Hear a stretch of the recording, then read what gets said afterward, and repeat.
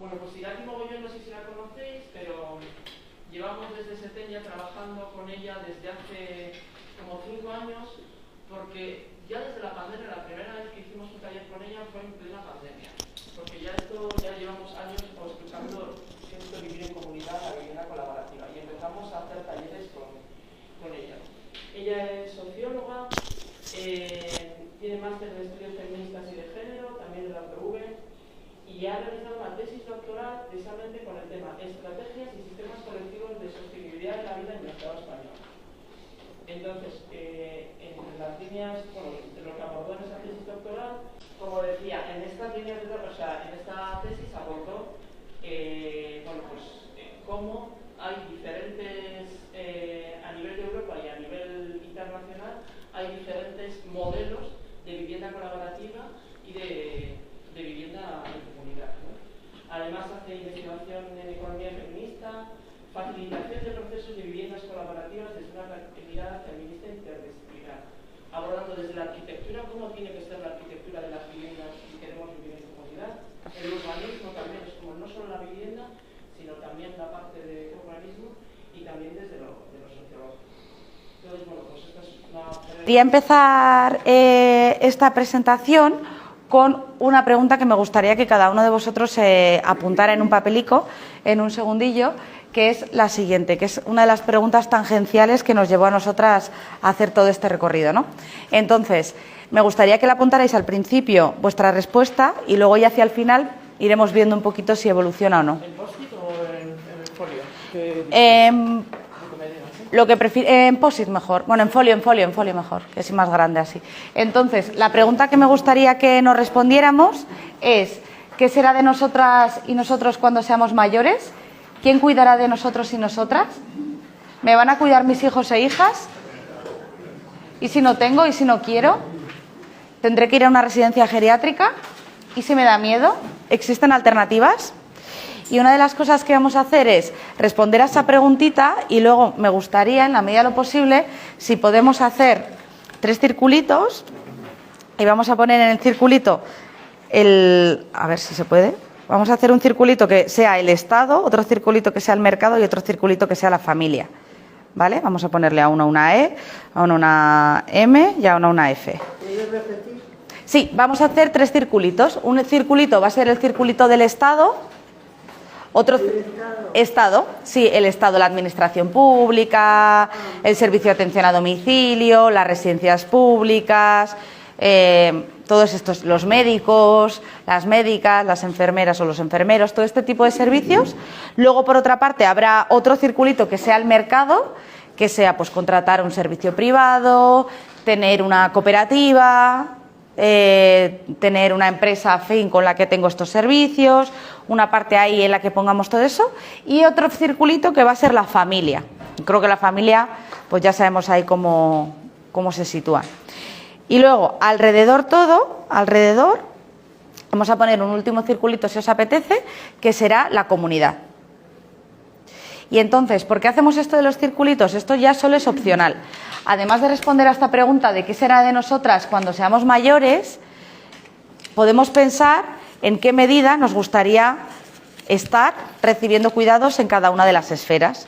Si yo me veo sobre todo en el Estado, si yo me veo sobre todo en el mercado, si yo me veo sobre todo... ¿Por qué digo este tipo de cosas? Porque luego hay una pregunta que vamos a tener que responder, o con la que me gustaría que salierais al final de esta charla / taller, que es la siguiente, y es muy concreta. ¿Quién quiero que el día de mañana me limpie el culo?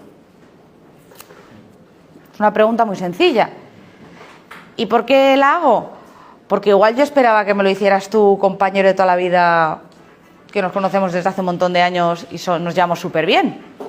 Y luego puede haber otra persona que diga, no, yo quiero que me la haga una persona completamente profesional, yo aquí no voy a andar poniéndome guantes, cariño, para ti hacerte absolutamente nada. Y habrá otra que diga, yo esperaba que me lo iba a hacer mi suegra, o que me lo iba a hacer mi hermana, o que me lo iba a hacer, ¿no? Entonces, vamos a pensar un poquito qué tenemos también ahí articulado, y por eso, si podemos responder a esta pregunta de qué será de nosotras cuando seamos mayores, aunque sea una frase, lo que sea, que se os ocurra. Entonces, voy a dejar ahí un minutillo. Hay que contestar a todas las No, con una ya basta, una general. Estas son preguntas para que te animes a ver si algo. Si necesitáis boli, tenemos aquí. ¿Alguien necesita boli? Sí. Aquí hay un montón. Por eso.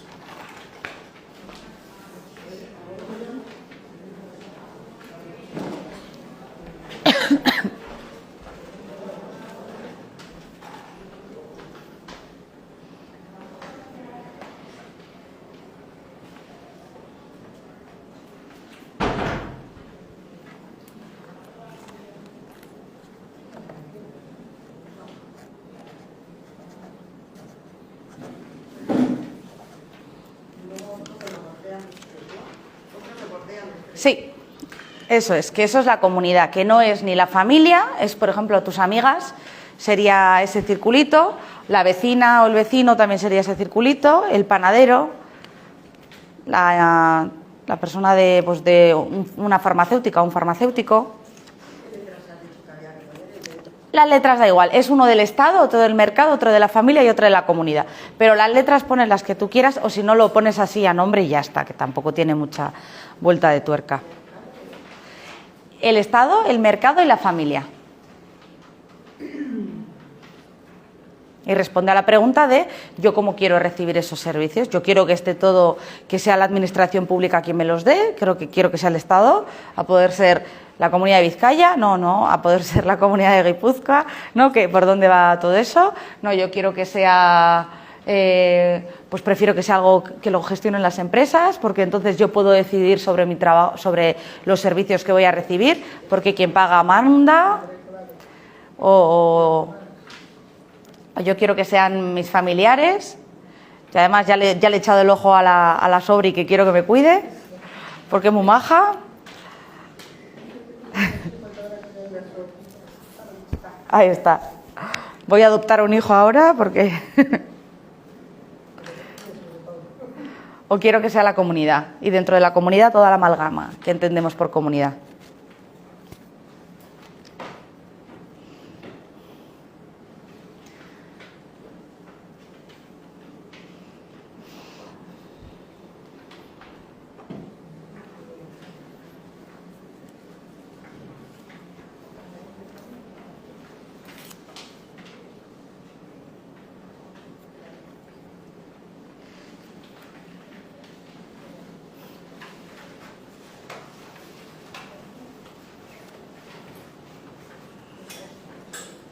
Vale, por aquí ya estamos terminando.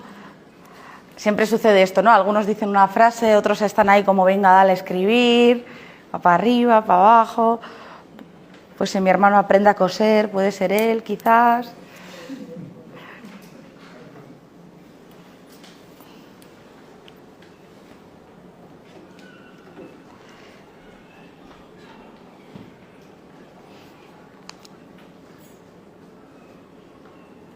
...30 segundillos más y nos ponemos a ello.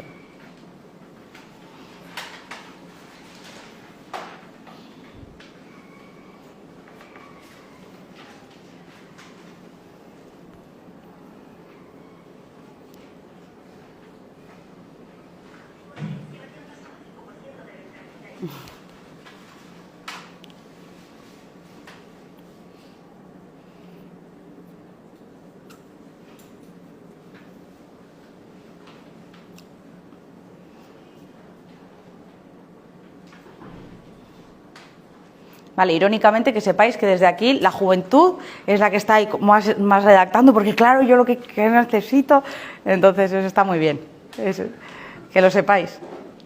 Vale, vamos a empezar. Esto que acabamos de hacer, este pequeño ejercicio, esta tarea, esta pregunta, ¿no? Que algunos pueden haber pensado, pues esto es un poco absurdo, no tampoco esto de que me va a limpiar el culo porque se ha ido a Soria, ¿no? Esta mujer. Esto que acabamos de ver es una de las primeras tareas que se piden cuando vamos a vivir en comunidad. Lo que se le pide a la gente es que me digas cuál es tu plan de vida, que me especifiques cómo quieres plantear la vida en comunidad, cómo te la imaginas tú. Y luego, lo que se hace con este plan de vida es, se plantea diferentes caminos para llegar a esa realidad. ¿Por qué? Porque mi plan de vida quizás no tiene nada que ver con el plan de vida de la persona que tengo al lado. Y luego también mi plan de vida puede estar quizás idealizando lo que es la comunidad, porque muchas veces la comunidad también se ve como un espacio sin conflictos, perfecto, en el que mi identidad va a encajar a la primera, en el que nos vamos a mirar a los ojos y de una manera fusional vas a saber mis necesidades porque hay una empatía 100% y no tendré que verbalizar absolutamente nada ni poner límites porque esto va a ser maravilloso, ¿no? Entonces, porque si compartimos valores, ¡buah!, eso significa que pensamos igual y actuamos igual, ¿no? Entonces, esto que parece tan simple, luego suele tener bastantes recovecos. Por eso vamos a ver a lo largo de toda la presentación diferentes estrategias de diferentes comunidades para poder ensamblar primero un punto de realidad con mi plan de vida, porque además la gente tenemos la mala costumbre de no ser sinceras y sinceros con nosotros mismos, ¿no?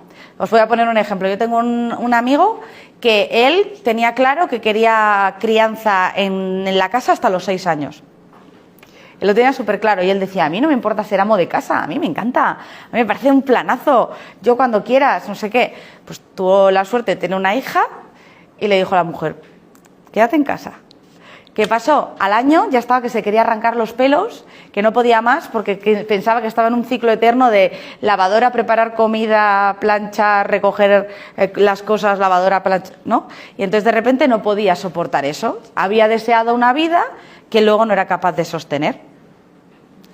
Y esto que es tan simple y tan tonto porque se acabó con un montón de discusiones, terapia de pareja y el golpe en la mesa de admitirse a él mismo, no a la pareja, sino a él mismo, que eso no era lo que quería y que prefería que la niña fuera al cole, a una institución, y que si tenía que comer en el comedor y comer cosas con glutamato, pues que bueno, que se comiera cosas con maldito glutamato porque no podía más, porque se había olvidado de él mismo y no podía soportarlo, pues bueno, pues ya está.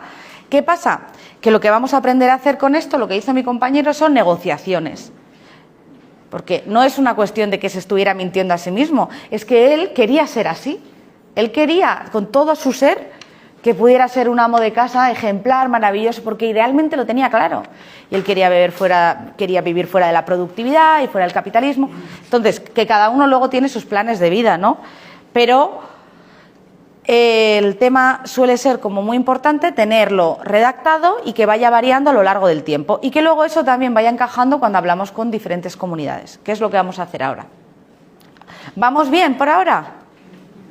Perfecto. Entonces, quedaros con esto, con plan de vida, que no sé dónde ponerlo, voy a ponerlo aquí.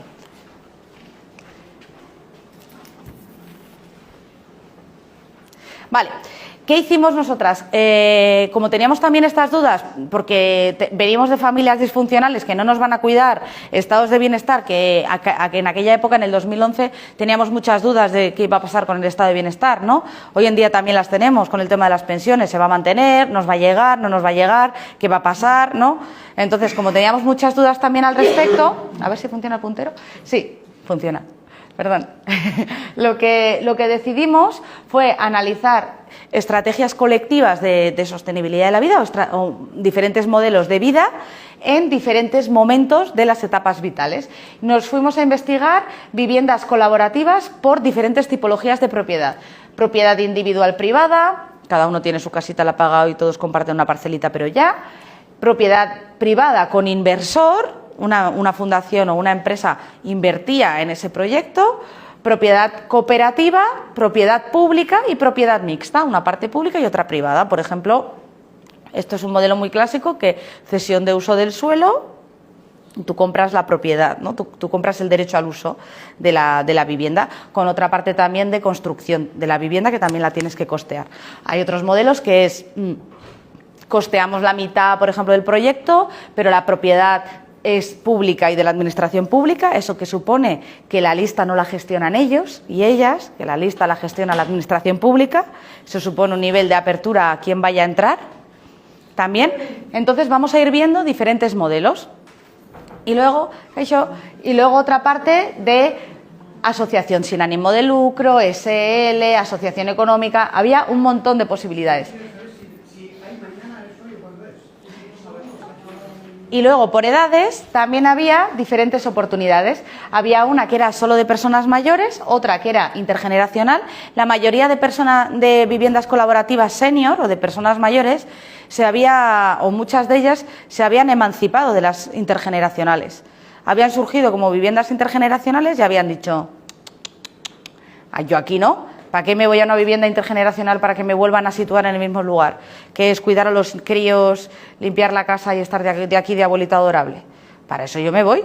Y se habían terminado yendo a vivir solas, porque no habían encontrado la manera de ser vistas como personas, sino como abuelos y abuelas. Y luego hay otra que aquí no va a pasar, que se llama Second Half of Life, que significa básicamente la segunda mitad de la vida. Y estos proyectos son porque en Alemania, Dinamarca y todo eso, la gente tenía hijos muy jóvenes y entonces con 40 años tenían el nido vacío. Y por eso le llamaban por los proyectos del nido, después del nido vacío, ¿no? De qué hacemos con nuestra vida, cosa que aquí, pues bueno, no va a pasar.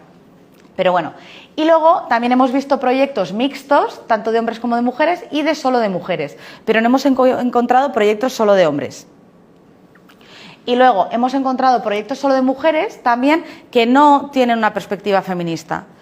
La razón por la que quieren estar viviendo solo ellas es porque han decidido que no se quieren hacer cargo de alguien que le consideran analfabeto doméstico. Analfabeto doméstico es aquel que no sabe cocinar, que no sabe cuidar a personas enfermas, que no sabe bajar una fiebre, que no sabe cambiar un pañal. Y entonces dicen, ¿para esto? Prefiero estar entre nosotras porque yo ya he cuidado a mi marido, a mi hermano, a mi suegro. Entonces dicen, yo sola mejor. Pero no hay una ideología detrás. No penséis que porque solo sean de mujeres tiene que tener eso planteado. Vale, seguimos. Si queréis preguntar en cualquier momento, cortarme porque así aprovecho para beber agua, así imaginaos. Vale. Vamos a seguir. Entonces, ¿qué característica tienen en común estos proyectos? Porque yo entiendo que de viviendas... Cuando hablas de proyectos, sí. ¿Es algo que está aquí, que es tangible? Sí. En Euskadi solo hay uno. Solo hay un proyecto de vivienda colaborativa y es un proyecto de vivienda colaborativa privada de un caserío que fue reconstruido, cedido a un grupo de participantes y luego consiguieron hacer algo que en Euskadi parece casi imposible, que es una división interna. Porque uno de los problemas más grandes que tiene Euskadi, por eso se está intentando cambiar la ley del patrimonio público, es el hecho de que cuando tú tienes un baserri, tú no puedes sacar de ahí 5 casas y hacer no sé qué, intentar hacer coviviendas y cosas así. Entonces, con ellos lo consiguieron, hicieron mucha ingeniería y lo consiguieron y es el único proyecto que hay. Y luego hay un montón, ya lo contaron los compañeros, que yo creo que alguno ya está en un proyecto similar, que son redes de personas que están intentando crear viviendas colaborativas. En el Estado español hay muchos más, de hecho hay un boom, por todas partes, están en Almería, en Valencia, en Madrid, en Cataluña, o sea, en las Islas Baleares hay un montón, también de diferente índole, porque la mayoría de proyectos, también están haciendo uno en Asturias, muy grande, Brisas del Cantábrico es otro, y las particularidades que tienen es eso, que son muy diferentes. Entonces, por ejemplo, en Cataluña, en Barcelona y alrededores, lo que hay es mucha vivienda pública y luego hacen un concurso para ver a quién se la ceden, la cesión de uso del suelo y luego que van por proyectos, y luego en el resto del Estado español depende mucho del municipio, que no tiene tanto que ver con el color político, sino tiene que ver con encontrarte a una persona que sea San Pedro, que de repente esté motivado y que diga, pues yo creo en esto, y se pegue con todos los que se tiene que pegar para conseguirlo, que no suele ser lo común. Y la mayoría también que son de iniciativa privada, que lo que son es, ponemos los barcos, nos gastamos todo el dinero e intentamos desde ahí comprar el suelo, la tierra, con un arquitecto, con un acompañante de procesos colectivos y desde ahí lo creamos. Pero sí, están en el Estado español también existen. Aunque nosotros lo que fuimos a ver al principio, en el 2014, nos fuimos a Europa, porque queríamos ver algo que llevara más de 5 años, para poder ver la evolución. Entonces vimos desde unos que llevaban 5 años hasta otros que llevaban 200 años en pie. Sí, que las viviendas colaborativas tienen muchos años. Vale, entonces, ¿cuál es la particularidad? Cortadme si queréis, que luego... Vale, ¿cuál es la particularidad central de estos espacios de vivienda? O sea, todos sabéis lo que son las viviendas colaborativas, ¿no? No tengo que... Vale. por si acaso. Entonces, hay una cosa que se le gana en las viviendas colaborativas a esta sociedad, que es una llamada, que es lo que se le llama espacios intermedios. En arquitectura se le llama espacios intermedios, pero bueno, nosotros podemos hablar como espacios comunitarios, que es entre lo público y lo privado, genera un espacio de entre medias. ¿Y esto qué supone? ¿No os ha pasado nunca que queréis ver a alguien, pero os da pereza tener que vestiros, llamarla por teléfono, quedar a una hora en la que la otra persona pueda, ir a una cafetería, consumir y tomar y al final hablar con esa persona? Pues los espacios intermedios lo que tienen es que tú saldrías de tu casa, irías por un pasillo bien ancho, le picarías el timbre a la otra persona y le dirías, oye, te subes a la terraza, y te subes a la terraza comunitaria y estás ahí tranquilamente hablando. Y una trae las tazas, la otra trae la tetera y ya está. Entonces, puedes ir en pantuflas, tiene esta particularidad, pero no estás en casa metida. Y cuando acabas de hablar con tu compañera, te puedes ir a tu espacio privado. Y esto es súper importante. ¿Por qué? Porque tienes derecho a la individualidad. Y esto es súper importante porque en sociedades, en otros intentos que ha habido de viviendas colaborativas, ¿no?, como puede ser el movimiento anarquista, no ha funcionado porque de repente era economía común, todo al centro y perdías tu propia personalidad. Y era como, ostras, es que igual a mí no me apetece siempre comer contigo. No es que me caigas mal, es que a veces quiero comer sola, ¿no?, tranquilamente, o no quiero comer. ¿Por qué tienes que estar todo mirándome? Y entonces estos generan un espacio común, un espacio intermedio, que es este espacio comunitario que vamos a ver. Entonces, en vez de tener un espacio en el que compartamos, bueno, empiezan a generar estos espacios de oxigenación donde empezamos a compartir algo, ¿no?, entre lo productivo, reproductivo, comunitario y vida propia, que es lo que en el modelo actual no tenemos. Porque en el modelo actual pasamos 8 horas en el espacio productivo, que casi siempre es el laboral, y luego en los márgenes sucede el resto. Esto es, cuando no estoy trabajando, o cuando no estoy cuidando de alguien, o cuando no estoy yo intentando cuidarme a mí misma, a ver si puedo darme un paseíto, entonces quedo con algún amigo que otro, hago alguna actividad comunitaria, pero todo queda a los márgenes de la productividad, por lo menos en el momento entre los 18 y los 65 años de edad.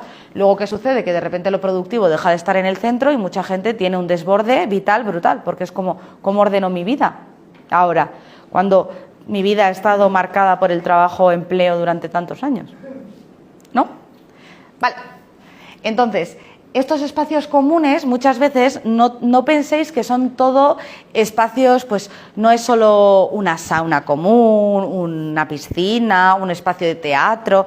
No penséis solamente en estos espacios, pensar también que intentan colectivizar o poner en el espacio común tareas del día a día.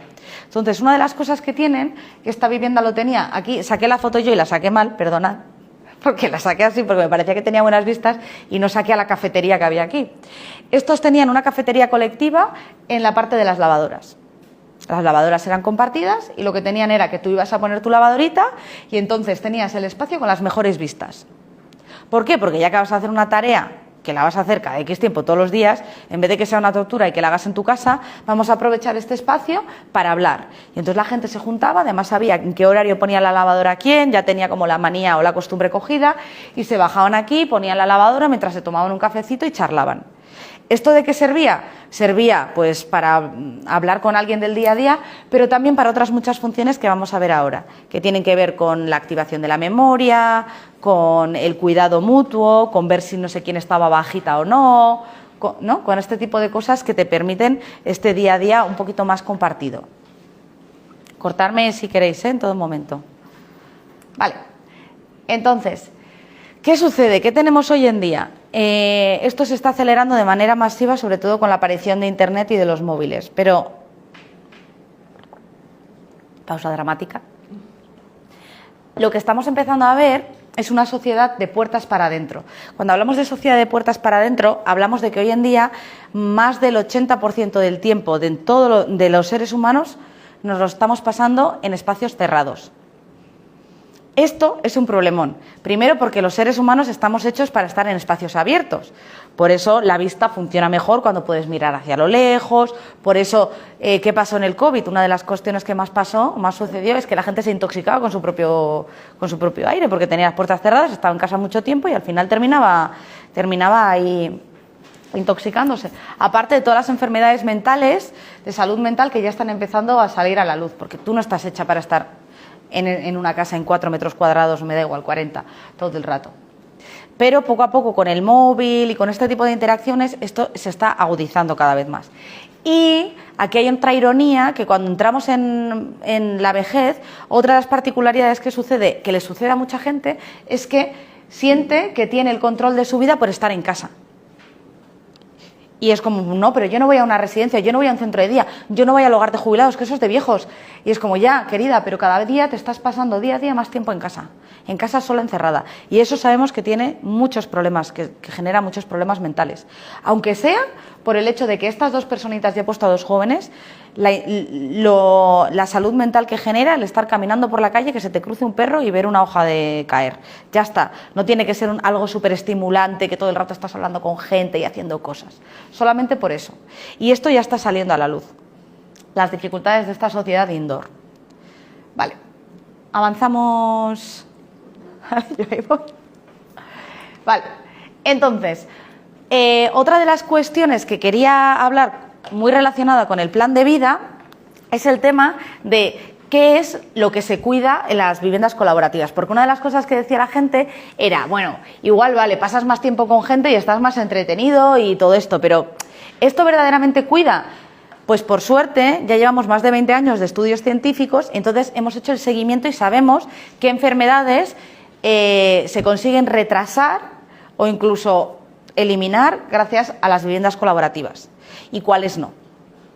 Entonces tenemos, lo que se ha visto es que el estudio arroja luz sobre casi todas las enfermedades, diciendo que obviamente las cardiovasculares, las que tienen que ver con la memoria, las degenerativas del recuerdo, de la memoria, todas estas, obviamente sí, se mejoran, se estimula mucho más. Está demostrado que cuanto más gente viva alrededor, más ganas tienes también de hacer cosas. Igual de mandar a veces a la mierda a la gente, sí, pero como que estás más expuesta a, ay, mira, no sé quién está haciendo algo con la madera, voy a mirar a ver qué va, no sé qué, ¿no? O sea, como que la sobreexposición también ayuda, pero hay dos enfermedades que no hemos conseguido parar. La primera es el cáncer de mama, 55 años, mujeres 55 años al hoyo, o sea, el cáncer en general, pero el cáncer de mama también, o sea, esa no, da igual que estés en una vivienda colaborativa o no, o sea, no se sigue dando de manera regular. Y la segunda es las soledades muy acuciantes. ¿Por qué? Porque esto nos lleva a otro punto, que es que si tú no tienes un plan de vida y tú no tienes cosas que te hagan feliz en tu día a día y no te preocupas de tenerlas, da igual que estés rodeado de gente. La gente no te va a salvar. No te vas a salvar de una falta de significado vital, porque la soledad tiene mucho más que ver con el sentido de la vida que con cuánta gente ves a lo largo del día. Y me explico. Hay gente que lo que le da sentido en la vida es coleccionar canicas, tener sellos. Y esa persona puede estar sola, me da igual, coleccionando sellos, montando barcos, y esa persona tiene sentido en la vida, porque se levanta las mañanas, tiene un objetivo, ¡guau, qué guay!, lo cumple, se siente feliz, se siente llena, va cumpliendo etapas, está dentro de su mundo y todo tiene sentido. ¿Qué pasa? Cuando el sentido de la vida se pierde y el orden de la vida se pierde, ahí es donde empiezan las cosas. ¿Cuándo se pierde el sentido de la vida? Pues cuando de repente, en el caso de las mujeres, dejas de ser funcional, dejas de ser útil para. Eso es uno de los grandes pilares. Pero también encontramos grandes momentos de soledades, por ejemplo, cuando acabas la universidad. ¿Quién soy yo? ¿Qué hago aquí? ¿No? Se te mueve el suelo, se te mueve el sentido de la vida, se te mueve los pilares y de repente no sabes dónde estar. Cuando la gente se cambia de trabajo, también pasa mucho. Cuando lo desplazan a otro país, también pasa mucho. Pero también cuando dejamos de trabajar. ¿Quién soy yo? ¿No? Si yo me relacionaba a través de... Entonces, se trata más de esa cuestión de sentido de la vida que de otras cosas. Y de hecho eso, hemos encontrado a gente que llevaba muerta 3 días y que la gente no lo sabía y estaba en la comunidad. Pues sí, se encuentran, menos pero se encuentran. Hemos encontrado a gente que se ha suicidado, que quería suicidarse y que se le ha cumplido ese deseo. También se ha encontrado. Porque hay una parte del sentido de la vida y del plan de vida que tiene que ver con uno mismo. Pero hay otras escalas de cuidado que hemos visto que sí se cumplían. Entonces, ¿cómo se cuida en la comunidad? ¿Qué se hace? ¿No? ¿Qué se cubre y qué no se cubre? Me gustaría, una vez más, que cogierais el papel, que le dierais la vuelta y a medida que yo voy contando estas escalas, me gustaría que vosotras pusierais el nombre de la escala, os la voy a decir en voz alta, y escribierais dónde creéis que vosotros tenéis eso cubierto. ¿Vale? Ahora, 21 de enero del 2025. Vale. Cuando se habla de cuidado, casi siempre se piensa en dos escalas, y aquí están las flechitas puestas. Miramos a dos cosas. Una son los cuidados intensivos. Les voy a poner un ejemplo de cuidados intensivos. Se está divorciando y soy la amiga que tiene que cuidar de una pareja que se divorcia. Eso es un cuidado intensivo horrible. O le ha salido una enfermedad pues incurable y terminal. Tengo que cuidar. Y pongo esos dos ejemplos, o está haciendo una oposición y soy la pareja del que hace la oposición. Eso es también cuidado intensivo, horrible, como puede arrasar con cualquiera. Y luego tenemos los cuidados puntuales. Tiene un catarrito, le llevo una sopa, le hago la compra, ¿no? Ha parido, le llevo durante un mes comida, este tipo de cosas. Pero hay muchas más dimensiones que participan en el cuidado, entonces vamos a ir revisándolas una a una para que veamos si las tenemos cubiertas, cómo las tenemos cubiertas y si nos gustaría cubrirlas de otra manera. Y esto es importante para que luego el día de mañana, cuando penséis en qué tipo de comunidades quiero estar o en cuál me gustaría participar, también lo tengamos un poquito identificado. Vale, la primera que encontramos es la copresencia. La copresencia es sentir que hay más gente alrededor.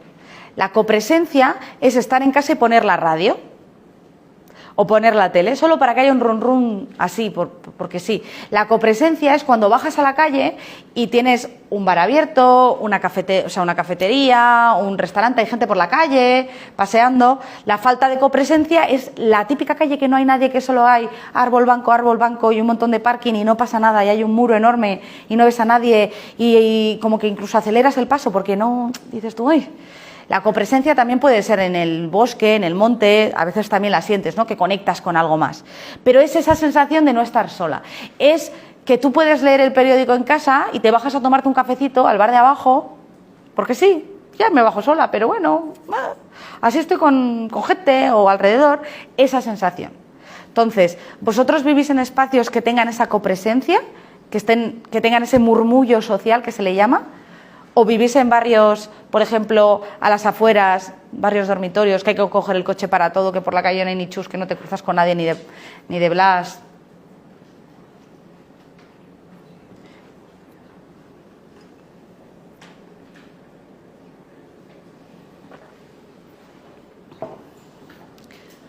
Vale.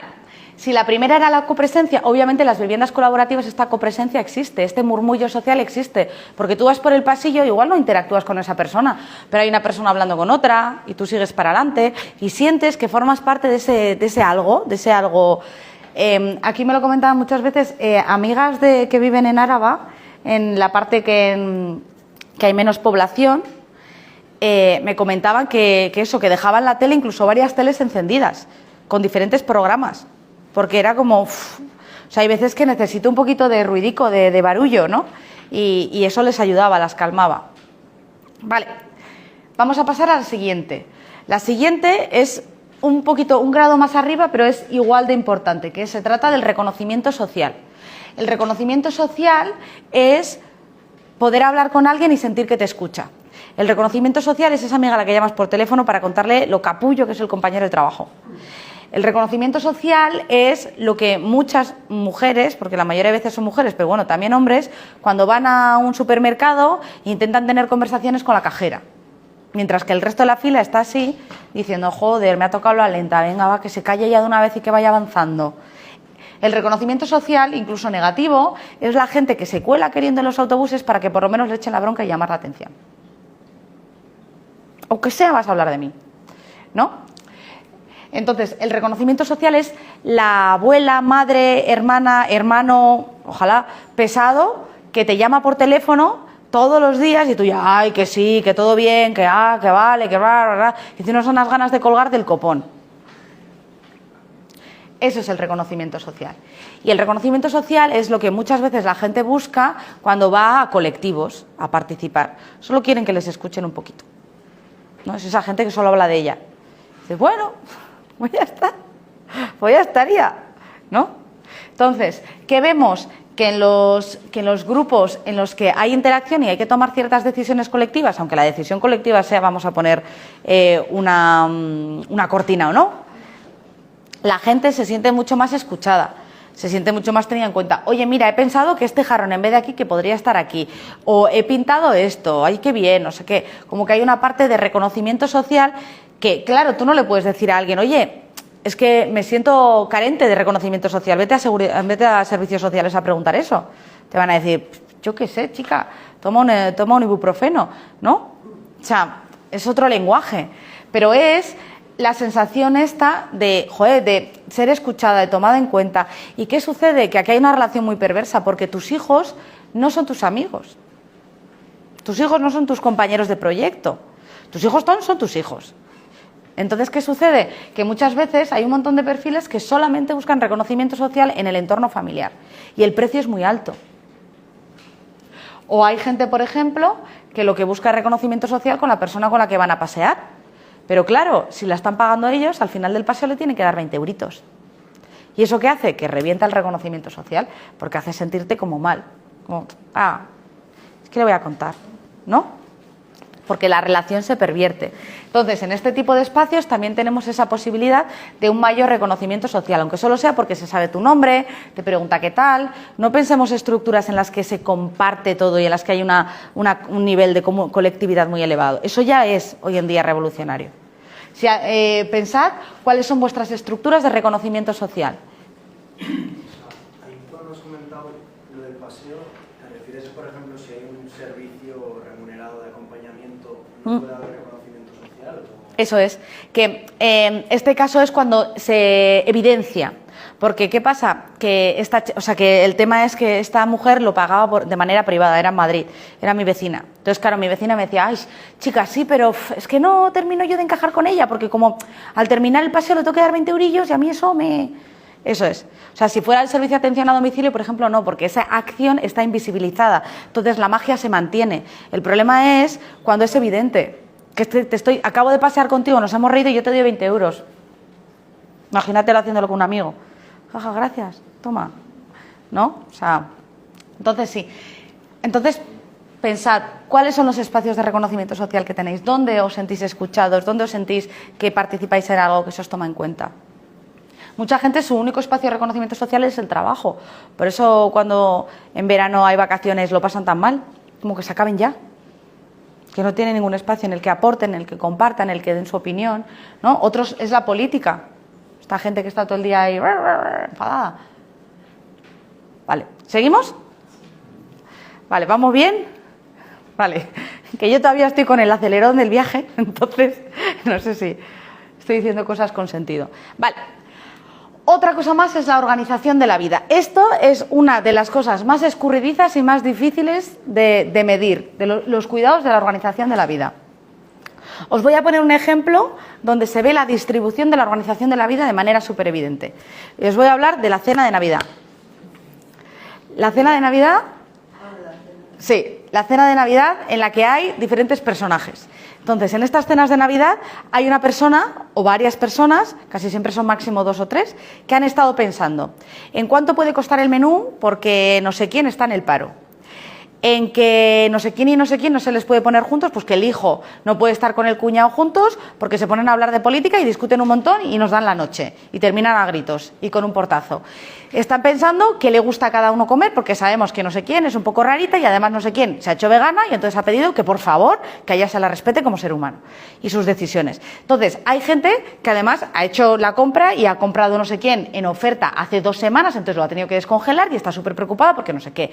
Al mismo tiempo empieza a llegar las cosas, lo de la cocina, que no sé quién hace no sé qué, que empieza a quitar platos. Mientras ella está quitando platos para intentar servir el segundo, tiene a gente que obviamente se ha enganchado y aunque estaban en la otra punta se han puesto a discutir de política. Entonces el otro hace así mientras le está gritando que porque el Pedro Sánchez es un perro Sánchez y no sé qué, ¿no? Mientras hace así porque obviamente no le va ni a ayudar a quitar el plato. Y si eso dice, bueno, yo ya luego frego, ¿no? Y hace así, siguen discutiendo con el chaval o la chavala que además pues está ahí haciendo la revolución y además esa discusión va a cambiarlo todo, ¿no? Y entonces en esa parte, de repente, a esa persona que ha hecho todo lo demás y que está teniendo en cuenta todo y que le dice, va, tampoco saques el tema, ya sabes cómo es que no sé quién, de repente llega un punto que se le cae un plato y empieza, me cago en la mar, salada, la última vez que hago esto, el año que viene comemos huevo, me tenéis harta, y se va gritando. Mientras que todos gritan, mientras que todos dicen, ¿cómo se pone, eh? Si es que por un plato. ¿Qué ha pasado ahí? ¿Quién tiene la organización de la vida ahí? ¿Y quién no la tiene? Pues la mayoría de las veces los que no la tienen o los que no se dan cuenta, porque por poner otro ejemplo vamos a hablar de una asamblea de la que salimos. Y una está en plan cogiendo el teléfono, mandando mensajes a todos los de la asamblea, buah, tía, no siento, qué fuerte, y te está contando, esto ha sido horrible, ¿eh? Esto ha sido horrible. Y otra persona diciendo, yo no lo he visto tan mal, ¿no? Tampoco, total, hemos llegado a acuerdos. Y la otra está, o sea, ¿no te has dado cuenta de lo que ha pasado? ¿No? En plan, que ha visto Matrix, que sabe que tiene que hablar con 5 personas porque si no 4 se van, porque la otra está dolida y la otra no sé qué y la otra no sé cuántos, ¿no? Entonces, ¿qué sucede? ¿Qué hay ahí? Lo que hay es una tendencia a esto que no es tangible, que es quién toma en cuenta la parte de los pedidos, quién toma en cuenta la parte de la compra, quién sabe que hay rituales como cenas de Navidad, como eventos, quién sabe a quién tiene que juntar con quién sabe hacer para que todo el mundo se sienta integrado, quién sabe hacer para, eso todo, quién organiza los autobuses, o sea, los coches de transporte, quién tiene en cuenta las agendas de todo el mundo en la mente, todo eso es la organización de la vida. Se le reconoce como la organización de la vida. Y el problema es que casi siempre recae sobre las mismas personas. Y es un run que cuesta mucho llevar a una agenda, trasladarlo y sacarlo. Y entonces, como cuesta mucho hacerlo, casi siempre recae sobre las mismas personas, que además son las mismas que lo hacen en casa, en el trabajo, ¿no? De esto de que, ¿por qué estoy organizando yo los autobuses para el trabajo? ¿Por qué otra vez a mí? ¿No? Pues obviamente porque de alguna manera estás entrenado o entrenada para tener la organización de la vida, porque ves la organización. Y hay otra gente que son los sujetos privilegiados, que casi siempre son los jóvenes y los hombres los que no se encargan de eso. Lo digo casi siempre porque obviamente luego habrá jóvenes que sienten a sus madres y que les digan, oye, venga ya, y hombres que digan, no, déjame prepararlo a mí, que me estoy empezando a enfadar, porque luego te quejas, ¿no? Pero por lo general esto existe. ¿Y por qué es tan importante la organización de la vida? Porque aparte de que te ahorra mucho tiempo, la gente que lo hace se ahorra mucho tiempo de la gente que no lo lleva a cabo, en las viviendas colaborativas se intenta de cierta manera colectivizar. ¿Cómo se intenta colectivizar? Por ejemplo, si viven a las afueras, hay transportes compartidos y horarios compartidos. Si yo tengo que ir al centro, yo comparto mi coche y ese trayecto. Y sé que tengo ese trayecto mucho más accesible. Se hacen compras compartidas una vez al año. Compramos a granel, las organizamos y entonces tenemos despensas enormes con las que podemos hacer. 3 veces a la semana, la mayoría, algunas 2, tienen la cena preparada. Y tienen un menú. Y ese grupo ha tenido que tener la responsabilidad de preparar comida, cena, durante, creo que eran 15 días, o sea, 2 fines de semana, o sea, 2 semanas seguidas, tienes la responsabilidad de preparar la cena. No tienes la responsabilidad de comer, si no te apetece no comes. Ahí, pero de prepararla sí, con un equipito. Y luego otras actividades, como por ejemplo organizar las visitas de verano de los nietos, que tienen que ser dentro de un periodo, y ahí ya nos organizamos y nos lo repartimos entre todos y todas, y ahí ya no se nota la diferencia, como organizar también otra serie de cosas y tomar decisiones. Pero se hace de manera colectiva y luego se organiza y se intenta distribuir. Y ahí, incluso en la organización de la vida, porque no penséis que la vida no es víctima y victimario, o sea que obviamente nosotras somos las primeras que yo si veo a mi hermano cortar calabaza así, al tercero ya le he quitado, ya le he dicho, quita, que ya lo hago yo. Y hago ta. Entonces, muchas veces yo también le quito su capacidad de hacerse cargo de la vida, ¿no? Entonces, porque entramos en dinámicas, yo te quito, tú tampoco dices nada porque a ti también te viene bien, y entonces entramos en esta dinámica y acabamos en esos lugares. Entonces, por ejemplo, para asegurarse de la organización de la vida, muchas de estas viviendas colaborativas lo que hacen es que está prohibido estar en el grupo de trabajo con un familiar. Prohibidísimo. ¿Por qué? Porque yo, que soy que tengo muy poca paciencia con mi hermano, tengo una paciencia infinita, preciosa y maravillosa, me da igual, con Paco. Y ahí decir, mira, Paco, yo lo suelo hacer así, ay, qué bien vas, Paco, sí, ay, no sé qué. ¿Por qué? Porque, claro, no tenemos estas dinámicas. Entonces, a mí me parece genial que vaya lento y no le voy a juzgar, no lo voy a... ¿no? Entonces, ese tipo de cosas ayudan. Y luego también hay que decir hasta qué punto se organiza la vida de manera colectiva, porque luego ha pasado muchas veces, cuando vienen monomarentalidades y monoparentalidades a vivir, la mayoría de las veces... se les pregunta primero cómo van a cuidar a la comunidad, porque muchos de ellos vienen a recibir cuidados, no a darlos, porque además están en un momento de mucha fragilidad. Que eso sucede también con personas de 65 plus, que es como, ¿y tú qué vienes a dar? ¿O vienes solo a coger? Claro, ¿no? Entonces, ese tipo de cuestiones también se suelen preguntar, ¿no? ¿Cómo vas a aportar en esa organización de la vida? Pensar vosotros qué parte de la vida organizáis y qué parte os la organiza, tenéis a ángeles de la guarda, hombres o mujeres, me da igual, que os organizan la vida. Puede ser, pues con un amigo hacemos la compra del año, vale. Luego están cuidados puntuales, que aquí todos sabemos qué son, ¿no? Puede ser una enfermedad de un tiempo concreto, mira, me he operado los dientes, puede ser, oye, mira, que yo no me apaño con esta cosa y a ver si me puedes ayudar a ponérmela o a subir la compra, ¿no? Cuidados puntuales. Los cuidados puntuales son los más sencillos de hacer y de pedir, porque tienen un nivel de compromiso bajo. ¿Eso qué significa? Que no me siento culpable por pedirle a alguien que me ayude a subir la compra. Hasta me puede hacer gracia. Ahí no está el problema. El problema está en el siguiente, que son los cuidados intensivos, que es cuando me veo vulnerable y me veo que de alguna manera soy dependiente. Y aquí hay una cosa que cuesta mucho entender, que es que la pregunta no es quién va a ser dependiente, la pregunta es cuándo. Porque todos vamos a pasar por ahí, si tenemos suerte, y no nos pilla un coche y se acabó, ¿no? La película. Entonces, la pregunta no es quién, la pregunta es cuándo. Y esto es súper importante porque hay viviendas colaborativas en el Estado español, y me consta que no han querido coger a gente con diversidades funcionales tales como silla de ruedas, porque claro, salía muy caro meter un ascensor. Y eso ha pasado. Entonces, para no ponerlo todo así como de luces y color, y eso que son gente de movimientos sociales, de no sé qué, pero han dicho 20.000 euros más de cuota por cada uno, ¿eh? Pues igual no es un sitio para ella. Claro, ¿qué pasa? Que ahí hay una pregunta que nos han hecho, que no es quién, es cuándo. Entonces, pues están expulsando a ellos mismos de la comunidad, porque el día de mañana no van a poder vivir ahí. Están creando una comunidad que no está hecha para ellos. Pero claro, eso no lo ven. Y si no lo quieren ver, pues sea. Y la última son los cuidados globales, que esto es precioso.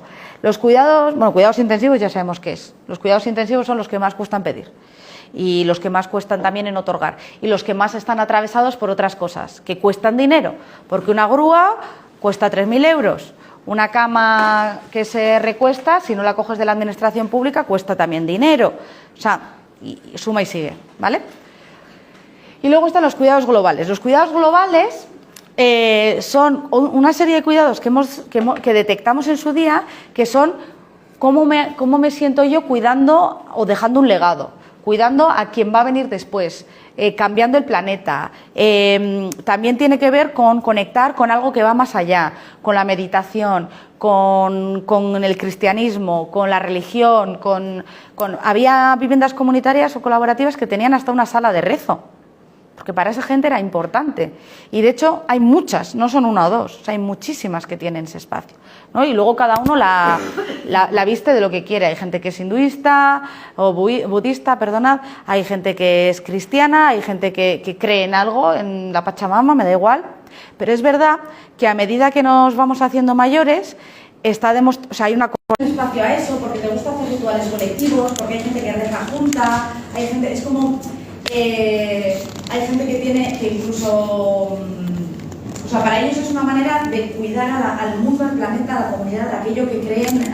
No sé cómo explicarlo, porque yo soy atea por ahora, no sé qué va a pasar en el futuro, pero por ahora. Entonces, no sé, ellos lo viven como una manera también de cuidarse a ellos mismos, no lo sé, no sé cómo explicarlo. El día que lo entienda yo, te lo cuento. Vale, vamos avanzando, ¿vamos bien? Vale, entonces, vamos a hablar directamente de viviendas colaborativas, de algunos casillos ya más allá, Y ya vamos a pasar a la parte que nos interesa, que es debatir entre todas, ¿no? Porque estoy aquí soltando un monólogo que alguien dirá, yo esto de los cuidados globales, si yo solo quiero saber cuántos metros cuadrados de vivienda aquí estoy contando, ¿no? Entonces, esta es una vivienda clásica de vivienda colaborativa. Para aquellos que no lo sepan, una de las particularidades que tienen es que entre el espacio público y el espacio privado tienen una dimensión que está degradada. ¿Esto qué significa? La mayoría de las viviendas de hoy en día lo que tienen enfrente es una acera así, y tienes suerte si es medio metro, y luego carretera. ¿Eso qué hace? Que corta directamente la parte esta de... ¿Os acordáis lo que hacía antes, que era estar a la fresca? Sí. Esa parte de sociabilizar fuera del hogar, sacar cosas de dentro afuera y estar aquí tranquilamente, se elimina cuando lo que tienes enfrente es una carretera que te está recordando que ya estás en la calle. Y que venga, que rápido. Y además una acera que tienes que ir así, de lado. Entonces, estos espacios tienen transiciones. Entonces, ¿qué hace esa transición? Que los bajos, de pasar a ser un infierno, que es lo que son aquí, porque pasas de tu casa a la calle, ¡pum!, de un golpe, de repente los bajos pasan a ser un espacio de reclamo. Todo el mundo quiere vivir en un bajo. ¿Por qué? Porque tienes mayor accesibilidad, estás a pie de calle, además tienes un jardincito que nadie te molesta porque nadie se va a poner a mirar tu casa así, entonces tienes una ventanita enorme y además tienes alrededor naturaleza. Porque eso es otra de las particularidades que siempre intentan de conectar las viviendas colaborativas, que es conectarla con esta parte de que sea un entorno natural. Hay algunas hasta que tienen ovejas, vacas, todo lo que quieras. ¿Vale? Entonces, os voy a contar algunos proyectos de viviendas colaborativas si os apetece, para ver qué me vais preguntando, ¿vale? Y vamos... ¿Pero vamos bien por ahora? Vale, estoy aquí. Vale, entonces, aquí tenemos la Anguén. La Anguén está en Dinamarca, se hizo en el 2008, son 194 personas, 102 menores o sea, 102 menores y algunos, y no sé cuántos eran de 15 años, creo que eran 3 de 15 años, ¿vale? Voy a repetir, 194 personas, de las cuales 102 son menores. No sé si os ha quedado claro. Las matemáticas apuntan a que recibieron durante 2 años el premio a la natalidad en Dinamarca. ¿Vale? Entonces, ¿estos qué querían poner en común? ¿Qué querían sostener? La crianza. ¿Qué conseguían? Lo que hicieron un proyecto para la crianza colaborativa, porque veían que criar en soledad es uno de los mayores problemas que hay. Entonces, ellos lo tenían claro, solo había una persona mayor de 60 años, tenía 62 años. Era la abuela de toda la comunidad. Y a ella le preguntamos, oye, ¿tú te sientes cuidada? Y dijo, bueno, no mucho, pero bueno, lo que ha tocado. Ya está.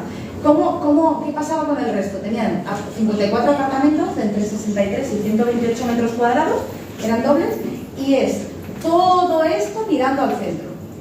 Aquí había un parque gigante, ¿vale? De más de 300 metros cuadrados, enorme, ahora veréis las imágenes, y entonces lo que conseguían así era que en el centro estuvieran los cuidados de los chiquillos. Aquí tenían la sala común, que tenía obviamente un choco, un espacio para juegos, una cafetería, una cocina, un lugar para las bicicletas. Aquí tenían otro espacio común, tenían también un espacio colaborativo de trabajo, y la parte que veis más azulita a los lados son las terrazas, o sea, los jardines traseros, que ahí ya eran individuales.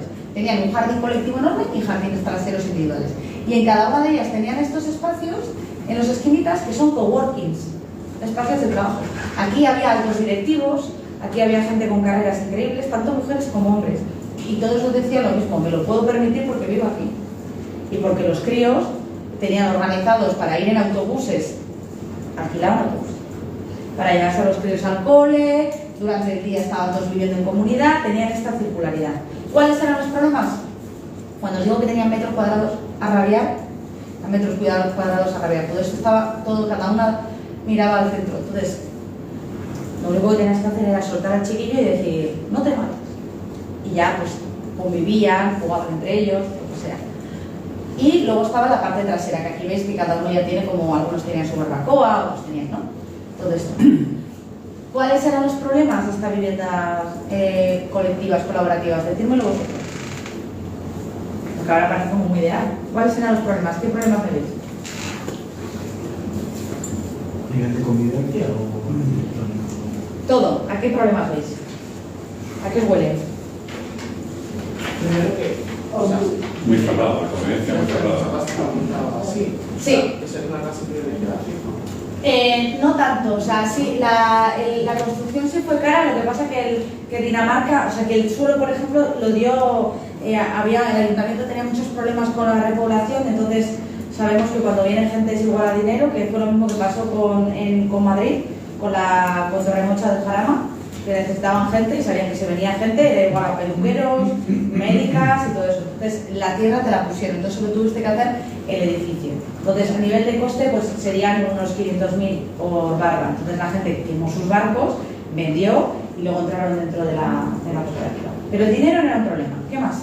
Yo creo que la adolescencia de los niños.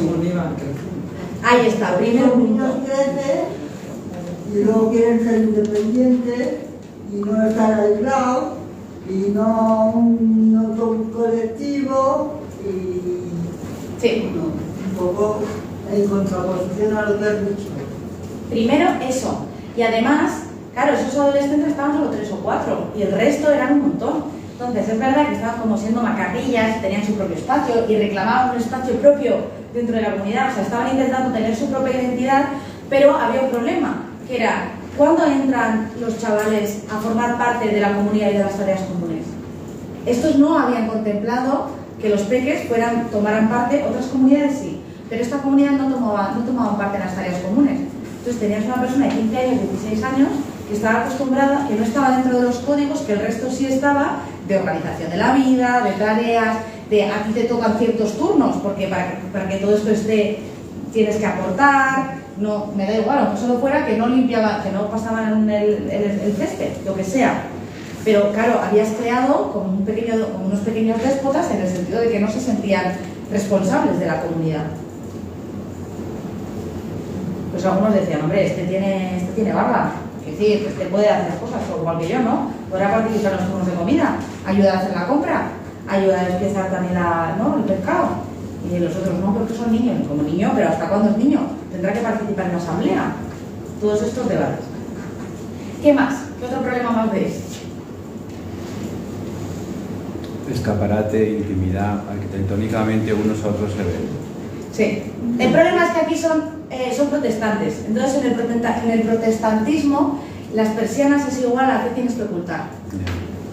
Entonces a ellos les da igual. Yo les pregunté, ¿dónde tenéis sexo? Porque solo en la habitación, en el baño.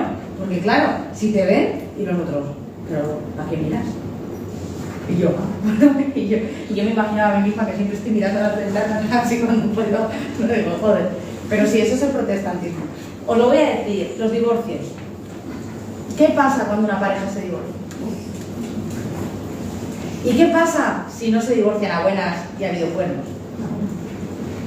Claro, de repente había un juicio colectivo de quién se queda, quién se va, porque claro, había bandos, unos posicionaban a unos de otro, vamos a vivir juntos. Había veces que había cuartos, hay algunos que son para invitados, ¿no? Nosotros dormimos en la habitación de invitadas.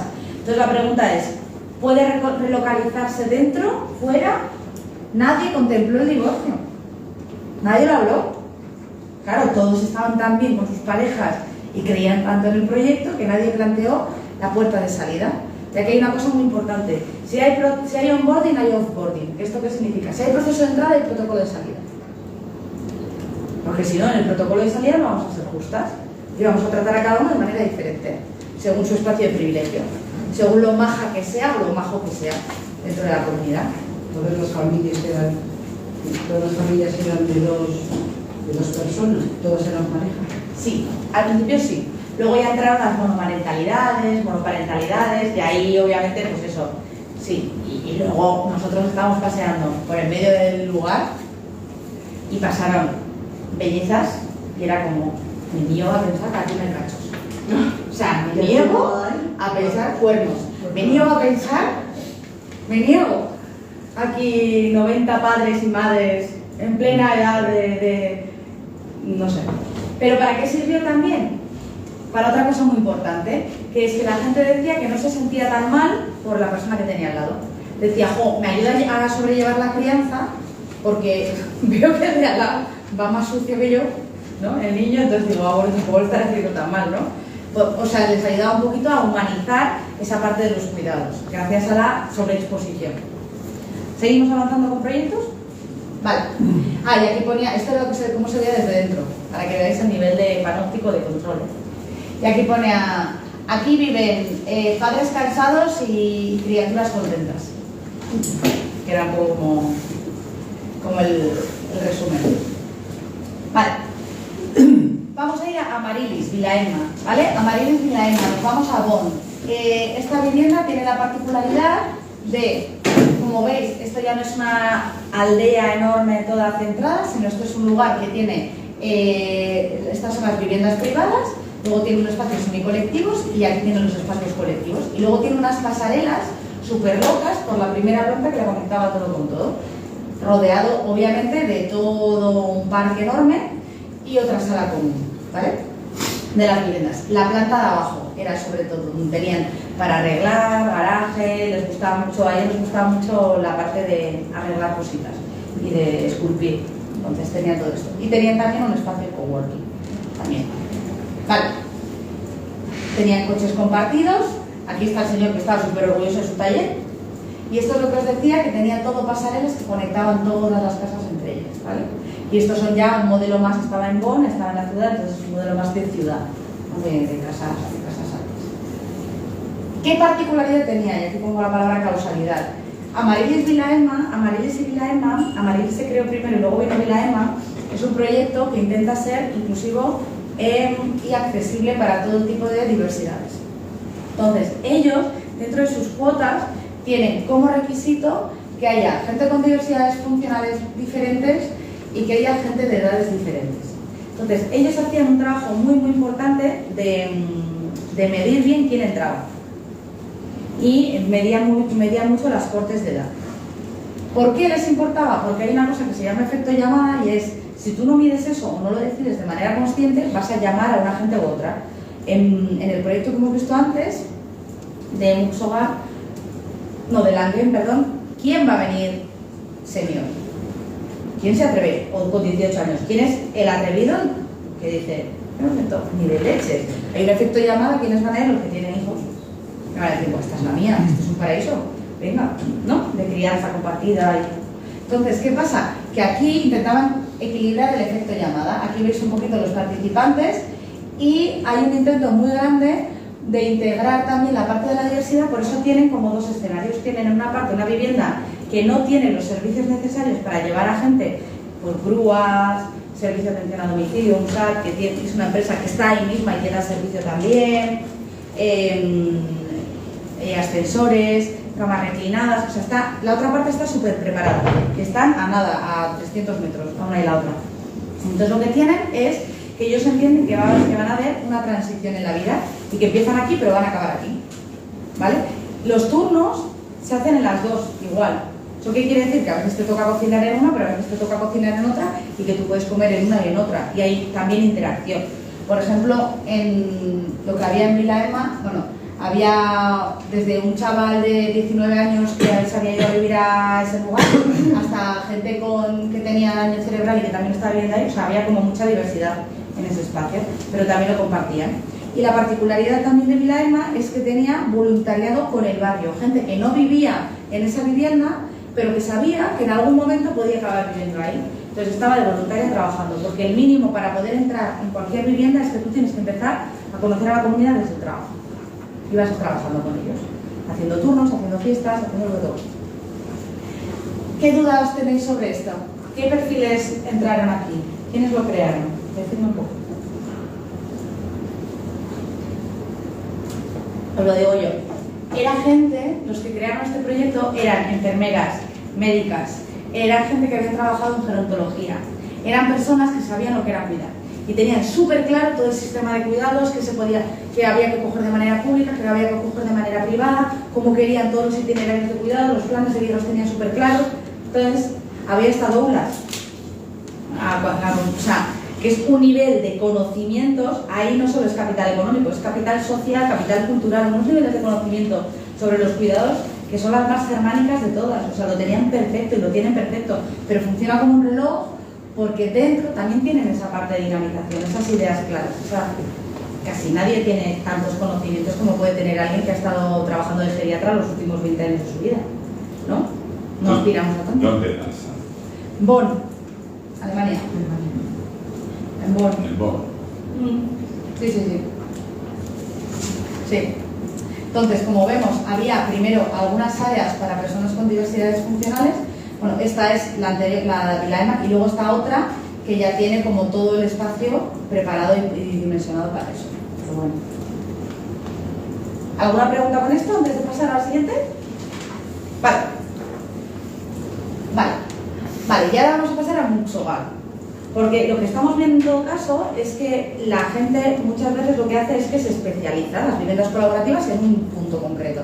Se especializa o en vejez, o en senior, o en crianza, o en intergeneracionalidad, o en cuidados, se especializan en temáticas y en base a eso van construyendo su relato. Aquí tenemos a Mux Hogar. Y Mux Hogar dijo, pues me voy a especializar en todo. Entonces lo que crearon fue esta vivienda, que como veis tiene aquí una, aquí otra, 3, 4, 5 y una en medio, 6. Núcleos diferentes. Cada núcleo tiene su autogestión, su organización, sus asambleas.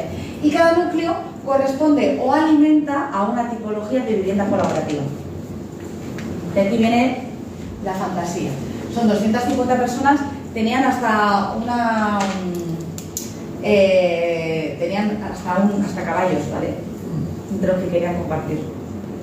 Era brutal. Entonces, ¿qué tenían? ¿Qué tenemos en cada uno de los espacios? Tenemos... ¿En qué país está? Sí, solo dónde está. Roskilde, Denmark, creo. Dinamarca. Entonces, ¿qué tenían? ¿Qué particularidades tenían? Aquí tenemos una vivienda colaborativa de 25 personas compartida solo senior. Solo de personas mayores. ¿Qué particular? Y esta estaba senior y además era de alquiler. Entonces, tú pagabas el alquiler, habías pagado una entrada, pero la propiedad era colectiva, era de la comunidad. Había otra vivienda colaborativa de 28 personas para menores de 30 años. Tienes que tener menos de 30 años para entrar en esa comunidad. Lo mismo, también era de alquiler. Y estaba además la universidad al lado, entonces muchas veces iba la gente en bicicleta a andar ahí. Había, y ahí estabas de paso. Ahí estaba. Luego había otra vivienda, otra comunidad que estaba sobre todo hecha para familias, ¿vale? Porque el centro estaba de familias, y eran de propiedad privada. Ellos decidían comprarse la casa, habían decidido. Y otra también de propiedad privada, pero no eran familias, eran simplemente porque les gustaba ese modelo. Se sentían más cómodos y cómodas teniendo la propiedad. Tenían una participación en la central y una propiedad. Entonces, ¿qué particularidades había? Pues, por ejemplo, nosotros a dónde nos fuimos a dormir. ¿Dónde creéis que dormimos? Obviamente en las seniors. ¿Por qué? Porque la casa estaba mucho más limpia, tenían un jardín precioso, las comidas eran un festín, no nos vamos a ir por los jóvenes ni de coña. Eso es un desastre, ahí no comes nada. ¿Cuál era la diferencia? Ibas a la senior y para ellos comer era un espectáculo. Entonces cuando llegamos, primero lo que pasó es que aparecieron 3 personas con un libro abierto y dijeron, bueno, pues hemos hecho una receta vikinga reconstruida del siglo XVII, entonces hecha con carne de reno y todos aplaudían. Si también tiene un poco de coñac, todos aplaudían, ¿no? Y entonces luego pues venía el festín, el espectáculo, y se tomaban su tiempo y servían, no sé qué. Te ibas a ver a los jóvenes y estaba la bicicleta en medio, el no sé qué era así, tú te entrabas ahí dentro. La comida comunitaria pues a veces era 4 puerros y un poquito de leche, o sea, yo qué sé, un caldo de lo que sea, y otras veces era algo espectacular según el momento, ¿no? Pero era mucho más improvisado. Entonces así reducían los problemas de convivencia, pero luego tenían actividades comunitarias. Por ejemplo, eso, habían creado algunas actividades como cuidar de los conejos para que las personas con mayores necesidades pudieran aportar a los chiquillos y pudieran tener una actividad que les uniera. Tenían otras actividades como por ejemplo la central eléctrica de biomasa que tenían, entonces estaban ahí todos los frikis juntos, abasteciendo energéticamente a la comunidad. Había otros que hacían crossfit juntos, otros que tenían una hípica, lo que sea. Entonces tú podías estar en las actividades comunitarias del centro, incluso podías irte de aquí a la actividad de allá, y tú tenías la responsabilidad de estar en la asamblea de cada una. Y cada vivienda colaborativa tenía también su centro. Entonces este es, por ejemplo, el centro de la vivienda colaborativa de los jóvenes, o sea, de los que tenían hijos. Dale. ¿Y eso quién lo gestiona? ¿Gente de fuera que se dedica a gestionarlo o gente de la misma comunidad? Esto lo gestionaban entre ellos. Pero ¿cómo lo hacían para poder gestionarlo? Tenían 3 figuras, efectivamente, que tenían un sueldo y que estaban a eso. La financiera, que tenía que llevar todas las cuentas como una sargenta y que tenía que estar al tanto de todo, porque también había proyectos económicos, bolsa de dinero, para las cosas, entonces la financiera. Luego había otra que tenía un poco la responsabilidad de la asamblea, vamos a ver, vamos a coordinar, y luego otra que tenía la responsabilidad con la administración. ¿Por qué? Porque aquí había una parte que el suelo era también del ayuntamiento, del que había cedido el ayuntamiento porque ahí no vivía nadie por problemas de despoblación y todo eso, y entonces también gestionaban cosas, como por ejemplo ayudas económicas de la Unión Europea para la sostenibilidad, porque era un lugar muy sostenible, como estas particularidades, pero sí había 3 funciones. Pero el resto lo llevaban entre ellos, y además es obligatoria la asistencia a las asambleas y todo ese tipo de cosas. Vale, adelante. Vale. Si hay preguntas, vale, pues podemos seguir. Vale, pues entonces, bueno, simplemente estas son las características para que veáis. Y otra de las particularidades que tenía la casa, las casas que a mí me parecen importantes, estas son las viviendas. Entonces aquí había gente, aquí había gente, aquí había gente, aquí había gente. Los paneles eran móviles.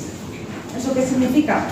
Que hay una parte de diálogo en el que se dice, oye, que yo va a venir a vivir una amiga mía, no tengo espacio en mi casa.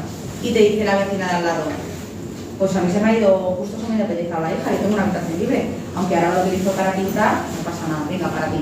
Y entonces cogían y movían el tabique y de repente tenía la otra. Si no tengo espacio y no puedo hacer ese cambio, o sea, se llevaba a la asamblea y entonces se rotaban, las personas se rotaban las casas, aunque tú vivieses en la de arriba y te hace más ilusión que la de abajo, pues bueno, te la cambiabas, porque había un diálogo, porque no había tanta necesidad de patrimonio y de vivienda. ¿Vale?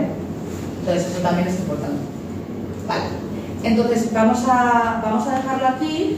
Luego hay otra cosa sobre estilos de vida que quería tocar después, pero bueno, luego os voy a hacer un pequeño quiz de estilos de vida, si queréis.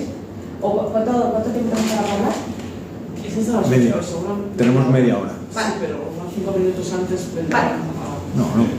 Vale, A las media 8 hora. cerramos. Vale, pues entonces quería acabar con un quiz, hablando, o sea, con una pregunta así, va a ser rápida, hablando de bienestar, porque a mí me importa mucho que cuando hablemos cuando pensemos en comunidad y con todos los apuntes que habéis cogido, que pensemos en no solamente quiero irme a vivir a esta vivienda colaborativa, igual mi pueblo, mi ciudad también es un espacio en el que puedo tener unas arquitecturas que cuidar, ¿vale? Porque es un poco... Entonces, vamos a luchar también por el espacio colectivo. No solamente nos vamos a centrar en tener mi vivienda, voy a ver si también, ¿no? Porque esto es lo de siempre. Cuando tenemos chiquillos vamos a toda la Castola y las escuelas a ver qué tal son las instalaciones, pero no se nos ha ocurrido ir en masa a ver si la residencia o el centro de día de la zona nos gusta. Entonces, bueno, ahí también está esa parte. Entonces, yo os voy a decir, las arquitecturas de cuidado no se entienden, pero se sienten. ¿Vale? Y os voy a preguntar, ¿qué preferís? ¿La de la derecha o la de la izquierda? Derecha. La misma calle. Derecha, la de la derecha. ¿Tú prefieres la de la izquierda o la de la derecha? Perdón. ¿Cuál preferís? Derecha. La misma calle, ¿eh? El arbolado. ¿Cuál preferís? ¿La de la derecha o la de la izquierda? Esto es Madrid. ¿Cuál preferís? ¿La de la derecha o la de la izquierda? Esto es una cocina Frankfurt, que son las cocinas típicas alargadas y estrechitas en las que si entran 2 personas te puedes decir la de algo, ¡ay, quita! Porque te pegas con los hombros, con los codos. La de la derecha. ¿Qué sucede aquí? Esto que acabáis de hacer es preferir estas características. Ciudades pensadas para caminar, naturaleza cruzada en la ciudad y lugares de encuentro y convivencia. Intuitivamente buscamos estos espacios, los queremos, pero luego el problema es que chocan con unos valores que tenemos que reventar como ciudad, o sea, como país, que es, primero, esto es lo de aquí le apetece caminar en esta calle, ¿a quién le apetece? ¿No? En esta, ¿por dónde pasarías de aquí a aquí? Que alguien me diga lo que haríais. Obviamente, esperar en el coche es ir recto. No vas a hacer así, para hacer así, para hacer así, para hacer así. Cruzarías por el medio de la carretera. ¿Cuántas veces hay pasos de tierra que nadie respeta y todo el mundo va por el medio?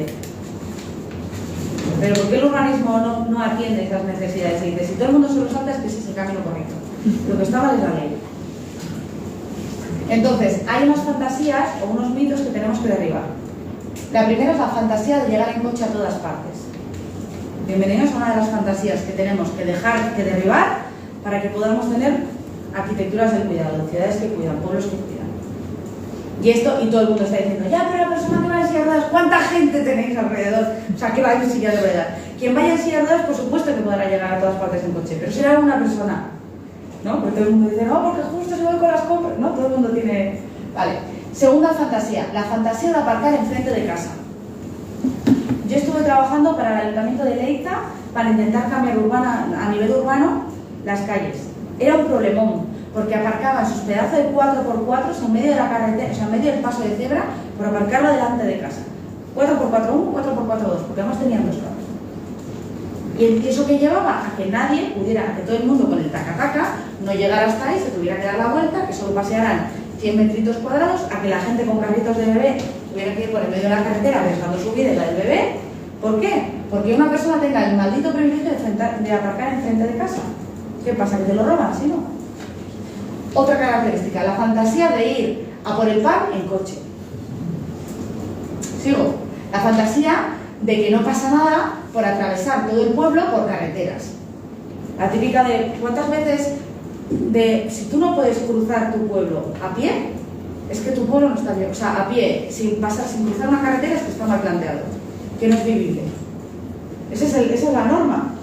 ¿Tú podrías pasar Basauri sin cruzar una carretera?